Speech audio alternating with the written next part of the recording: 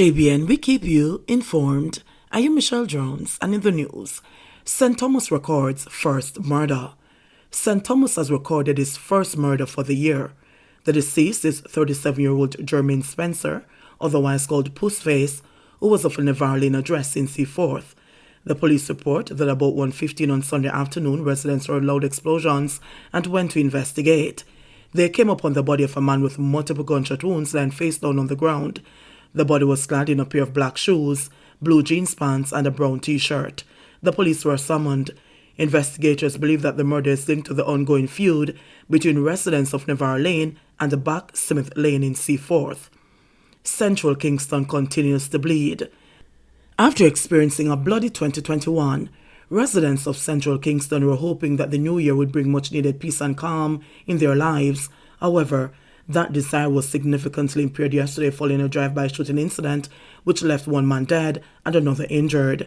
The dead man has been identified as Kimali Cespedes, otherwise called Footer, while a 31-year-old man was left nursing gunshot wounds. The incident occurred about 2:20 p.m. in Parade Gardens. The police say that both victims were walking along the roadway when a white AD wagon motorcar drove up beside them. Occupants of the AD wagon opened gunfire. Cespedes was hit multiple times in the upper body and the other man was hit in the abdomen.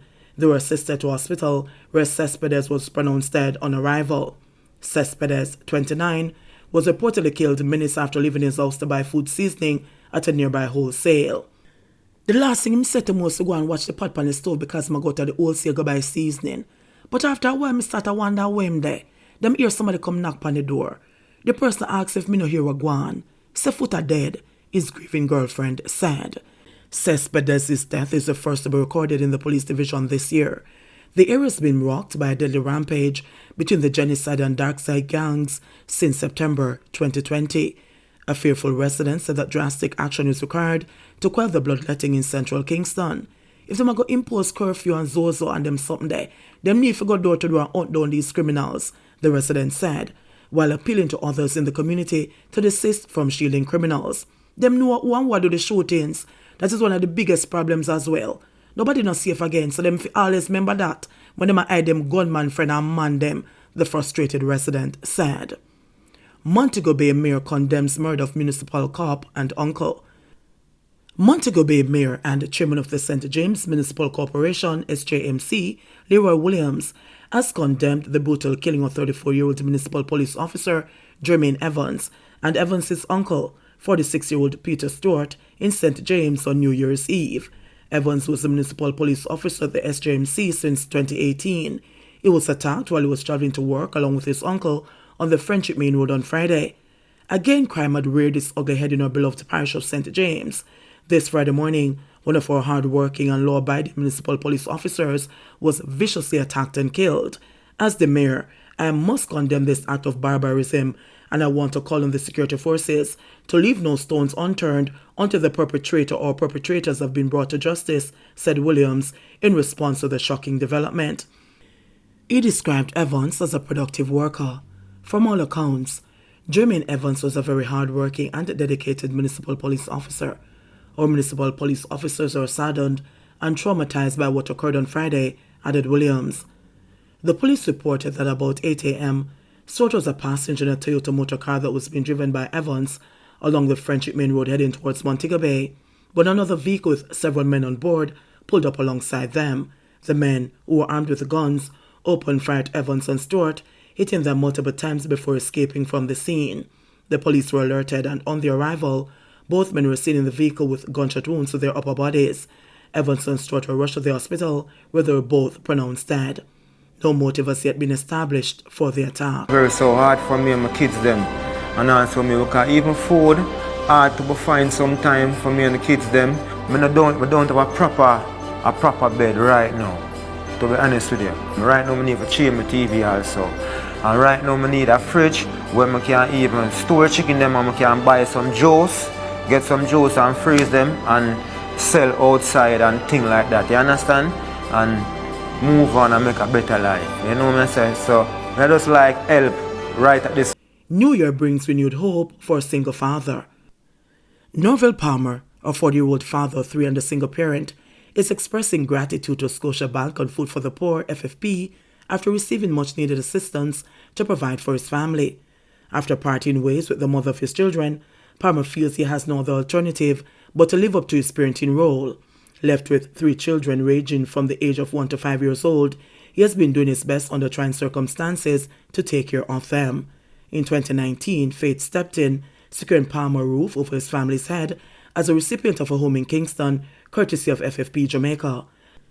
While the house is a stabilizing factor, Palmer has been unable to secure a steady source of income, affecting his ability to properly take care of his 3 children, who often need basic items such as food and diapers.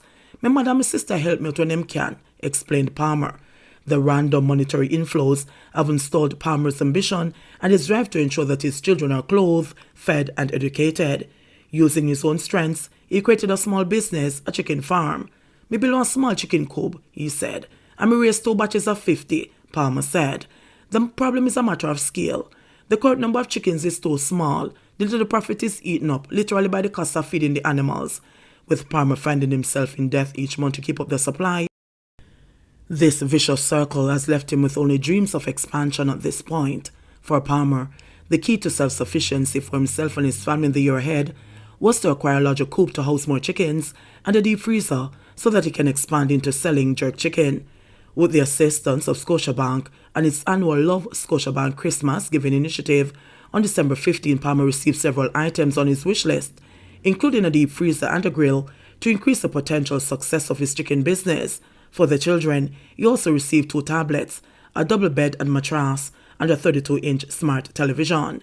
Nadia White, VP for Compliance Scotiabank, in making the presentation to Palmer, explained that the bank is currently engaged in supporting efforts to provide economic resilience for local communities.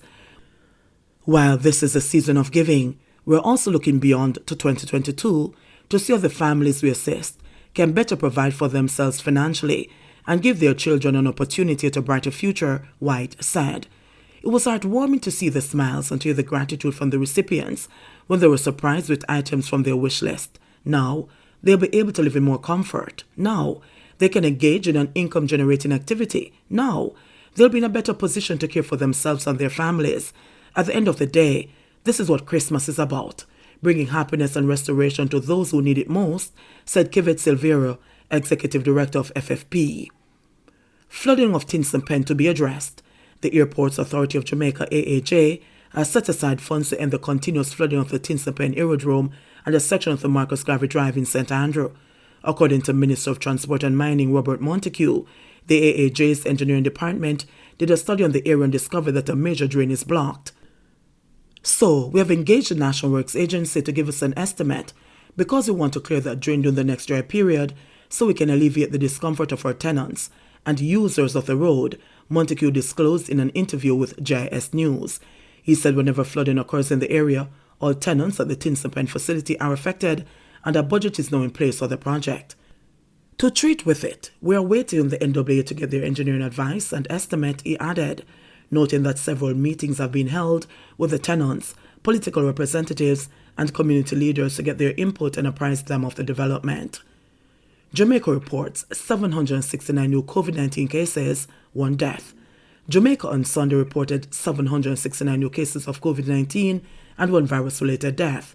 This brings the total number of cases recorded on the island since the start of the pandemic to 95,946 and the death toll to 2,477.